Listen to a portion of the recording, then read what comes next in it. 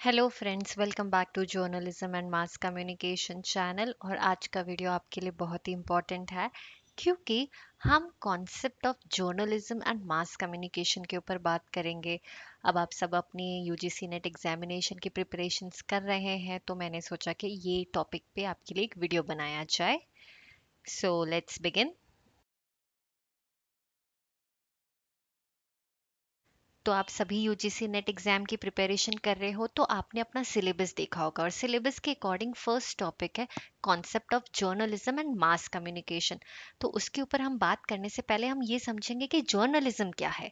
Journalism is the practice of gathering, verifying and reporting news and information through various media platforms, and it is crucial role in shaping public opinion।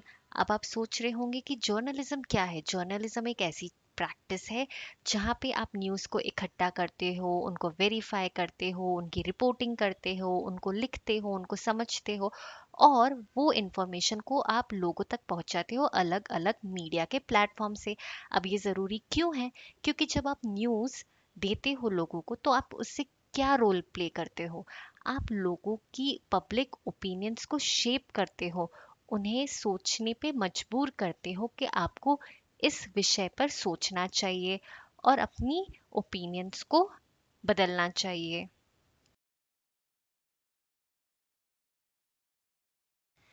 Importance of journalism in society. अब आप सभी समझ गए हैं कि journalism क्या है, तो उसकी इम्पोर्टेंस क्या होगी सोसाइटी में। Because it plays a crucial role in upholding democracy and keeping the public informed. It helps people make informed decisions and hold those in power accountable। Journalism की वजह से आप लोगों को हमेशा 24/7 इंफॉर्मेशन देते रहते हो और उन्हें पूरे अप टू डेट रखते हो। और उससे क्या होगा कि लोगों को हेल्प मिलेगी कि वो क्या डिसीजंस ले सकते हैं, उन्हें क्या चीज़ें सोचनी चाहिए, किस विषय पे उन्हें थोड़ा और समझने की ज़रूरत है, और दुनिया में आसपास क्या चल रहा है, वो सब चीज़ों की जानकारी कैसे मिलती है? Through journalism.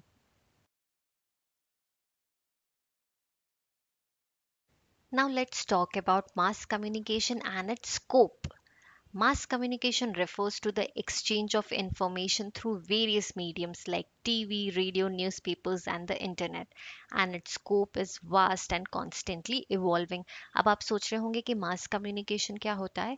मास कम्युनिकेशन वो होता है कि जब अपन एक्सचेंज ऑफ इंफॉर्मेशन करते हैं थ्रू मीडिया प्लेटफॉर्म्स, और वो इंफॉर्मेशन आप लार्ज ग्रुप ऑफ ऑडियंस को देना चाहते हैं। और मास कम्युनिकेशन की स्कोप हमेशा वास्ट और कॉन्स्टेंटली इवॉल्विंग रहती है।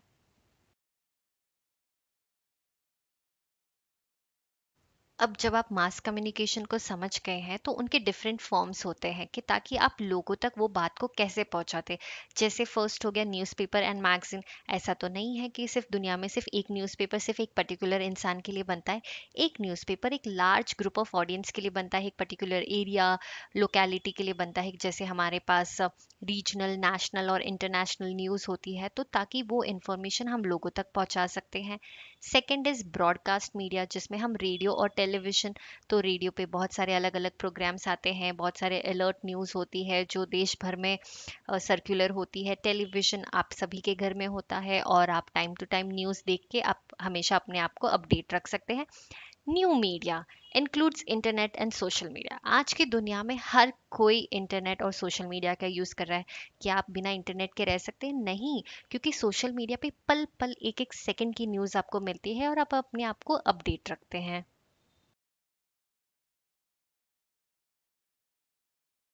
Now there are few points जो एग्जाम के पॉइंट ऑफ व्यू से बहुत इंपॉर्टेंट है और आपको समझने चाहिए। The concept of journalism and mass communication is based on the idea that the public has a right to know what is happening in their community and in the world around them।